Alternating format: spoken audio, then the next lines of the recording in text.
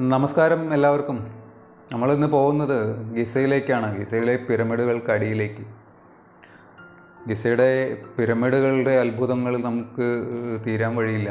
അതിനിടയ്ക്കാണ് പിരമിഡിൻ്റെ അടിയിൽ മറ്റൊരു ലോകം ഒളിഞ്ഞിരിപ്പുണ്ട് എന്ന് പറഞ്ഞിട്ട് വീണ്ടും നമ്മളെ ഞെട്ടിച്ചിരിക്കുന്നു ശാസ്ത്രലോകം. അപ്പോൾ അതിൻ്റെ സത്യാവസ്ഥ എന്താണ്, അതിൻ്റെ മറുവാദങ്ങൾ എന്താണ് എന്നുള്ളതിനെക്കുറിച്ചാണ് നമ്മൾ നോക്കാൻ പോകുന്നത്. ഗിസയിലെ പിരമിഡിൻ്റെ പരിസരവും മറ്റ് പിരമിഡുകളും അവിടുത്തെ മണൽത്തരി, ഓരോ മണൽത്തരിക്കും ഓരോ അത്ഭുതങ്ങൾ പറയാനുണ്ടാവും എന്നാണ് പറയുക. അപ്പോൾ ആ അത്ഭുതങ്ങളൊക്കെ കണ്ട് ഞെട്ടിയിരിക്കുന്ന നമ്മളെ അടുത്തേക്ക് മറ്റൊരു അത്ഭുതം എന്ന കണക്കെ ഇതിനടിയിൽ മറ്റൊരു ലോകം എന്ന കണ്ടെത്തലുമായിട്ട് ഒരു കൂട്ടർ വന്നിരിക്കുന്നു. അതിൻ്റെ സത്യാവസ്ഥയിലേക്കാണ് നമ്മൾ പോകുന്നത്.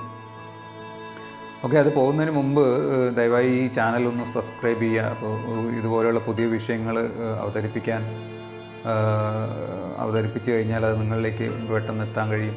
ഒന്ന് ലൈക്ക് ചെയ്യുക, അത് നമുക്കൊരു മോട്ടിവേഷൻ ആവും. പുതിയ പുതിയ വിഷയങ്ങൾ പഠിച്ച് നിങ്ങളുടെ മുമ്പിലേക്ക് അവതരിപ്പിക്കാം. ഓക്കെ, നമുക്ക് വിഷയത്തിലേക്ക് കടക്കാം.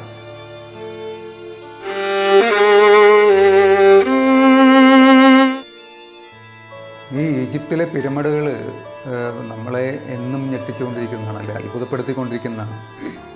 അവിടുത്തെ ഓരോ മണൽത്തരികൾക്കും ഓരോ അത്ഭുത കഥകൾ പറയാനുണ്ടാവുമെന്നാണ് പറയുക സയൻറ്റിസ്റ്റുകൾ. അപ്പോൾ നമ്മൾ 100-300 കൊല്ലം മുമ്പ് ഈ പിരമിഡ് കണ്ടെത്തിയെങ്കിലും ഇന്നും നമ്മൾ അതിനെക്കുറിച്ചുള്ള സ്റ്റഡീസ് അവസാനിപ്പിച്ചിട്ടില്ല. അതിൻ്റെ പുതിയ അറിവുകൾ അവസാനിക്കുന്നില്ല. പുതിയ ചേമ്പറുകൾ അതിനകത്ത് കണ്ടെത്തിയിരിക്കുന്നു, പുതിയ വഴികൾ അതിനകത്ത് കണ്ടെത്തിയിരിക്കുന്നു. അതെങ്ങനെയാണ് നിർമ്മിച്ചത് എന്ന് ഇന്നും നമുക്ക് പിടികിട്ടാതെ തുടരുന്ന സമസ്യയായിട്ട് ഇരിക്കുന്നു.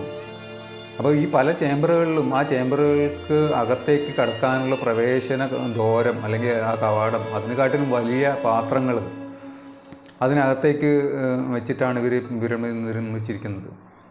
എന്ന് വെച്ച് കഴിഞ്ഞാൽ ഈ പിരമിഡ് നിർമ്മിക്കുന്നതിന് മുമ്പ് അല്ലെങ്കിൽ അത് പ്ലാൻ ചെയ്യുന്നതിന് മുമ്പേ ഈ പാത്രങ്ങൾ, ഈ ബേസ് ഉണ്ടാക്കുന്നതിന് മുമ്പ് തന്നെ, അല്ലെങ്കിൽ ബേസ് ഉണ്ടാക്കിയ ശേഷം ഈ പാത്രങ്ങൾ അതിനകത്ത് കൊണ്ടുവച്ചിട്ട് അതായത് സ്ഥാനങ്ങളിൽ കൊണ്ടുവച്ചിട്ടാണ് ഇത് കെട്ടിപ്പൊക്കിയിരിക്കുന്നതെന്നാണ് പറയുന്നത്.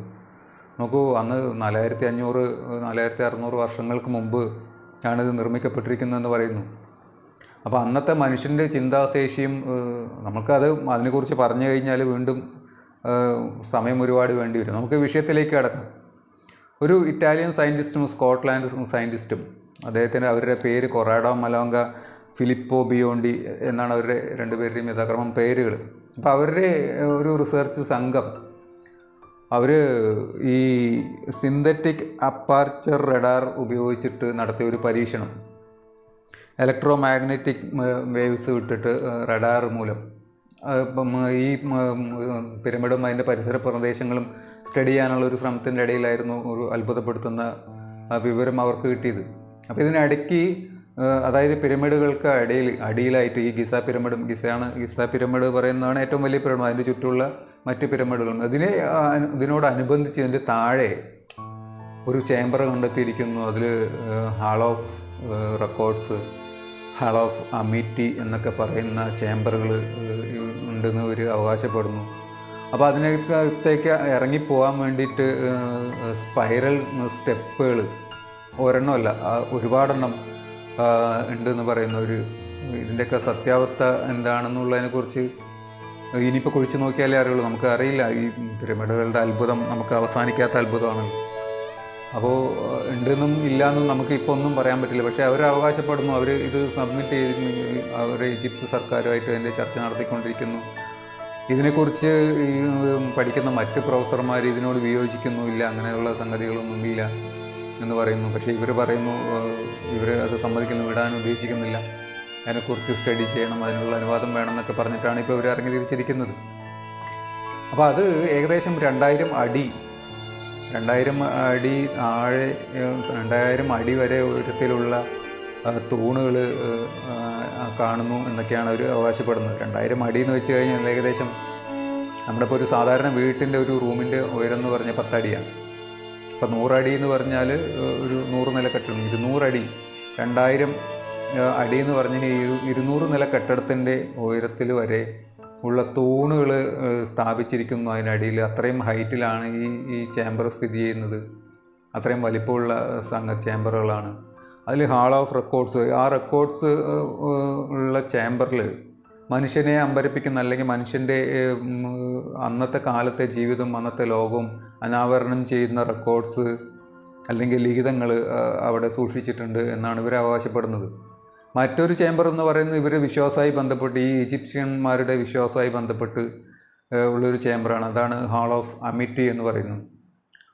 അവിടെ ഇവരെ സ്വർഗത്തിലേക്കാണോ നരകത്തിലേക്കാണോ അയക്കേണ്ടത് എന്ന് ഡിസൈഡ് ചെയ്യുന്ന ഒരു ചേംബറാണെന്ന് പറയുന്നവർ. അത് വിശ്വാസമായിട്ട് ബന്ധപ്പെട്ടുള്ള കാര്യങ്ങളാണ്. അപ്പോൾ ഇതൊക്കെ കേൾക്കുമ്പോഴാണ് ഇത് വിശ്വസിക്കണോ വിശ്വസിക്കണ്ടയോ എന്നുള്ള കാര്യത്തിലും. പക്ഷേ ഈജിപ്ഷ്യന്മാരുടെ അന്നത്തെ ഈ ഫറവോമാരുടെയൊക്കെ ചിന്താഗതി അങ്ങനെയായിരുന്നു. അവർ അതുകൊണ്ടാണല്ലോ ഈ കല്ലറ തന്നെ, മീൻസ് ഈ പിരമിഡുകൾ തന്നെ ഉണ്ടായത് അവരുടെ ആ വിശ്വാസത്തിൻ്റെ ബേസിലാണല്ലോ.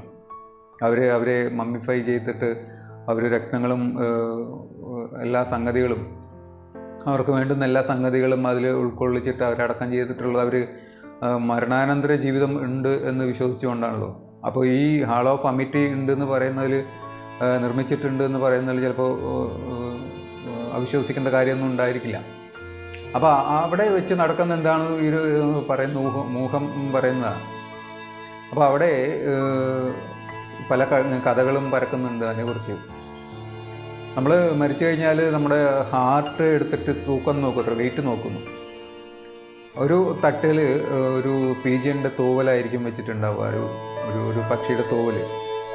മറ്റേ തട്ടിൽ നമ്മുടെ ഹാർട്ട് വയ്ക്കും. ആ ഹാർട്ടിന് ഈ തൂവലിനെ കാട്ടിലും വെയിറ്റ് കുറവാണെങ്കിൽ, അത്രയും ലൈറ്റ് ഹാർട്ടാണെങ്കിൽ അവർ ദൈവത്തിൻ്റെ അടുത്തേക്ക് ഡയറക്റ്റായിട്ട് പോകും, സ്വർഗത്തിലേക്ക് പോകുന്നതാണ് അവർ. അപ്പോൾ അങ്ങനെയുള്ള വിശ്വാസങ്ങളൊക്കെ നിലനിൽക്കുന്ന ഒരു സംസ്കാരമായിരുന്നു അവരുടേതെന്നൊക്കെയാണ് പറയുന്നത്. അപ്പോൾ അതിനെക്കുറിച്ചുള്ള കൂടുതൽ ഡീറ്റെയിൽസ് അതിനകത്തുനിന്ന് കിട്ടും.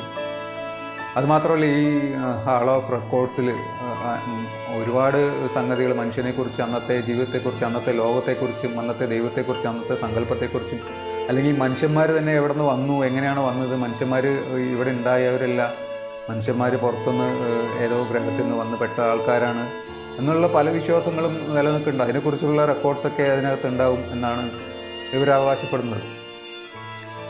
എന്തൊക്കെ തന്നെയായാലും ഈ ചേംബറുകൾ, അത് നമ്മൾ മറ്റേ കത്തി സിനിമയിലാണെന്ന് വിജയ് ഇങ്ങനെ താഴേക്ക് നോക്കുമ്പോൾ ആ ബിൽഡിങ്ങിൻ്റെ സ്ട്രക്ചർ, ബ്ലൂ പ്രിൻ്റ് കാണുന്നില്ലേ? അതുപോലെ നമ്മൾ ഈ പിരമിഡുകൾക്ക് അടിയിലേക്ക് നോക്കുമ്പോൾ അതിനകത്ത് മറ്റൊരു ലോകം എന്ന് നമുക്ക് അതെങ്ങനെയാണ് നമ്മൾ സങ്കല്പിക്കുക, എങ്ങനെ വിശ്വസിക്കും? അതിൻ്റെ ചില ഇമേജസൊക്കെ ഇപ്പോൾ പുറത്തു വിട്ടിട്ടുണ്ട് അവർ.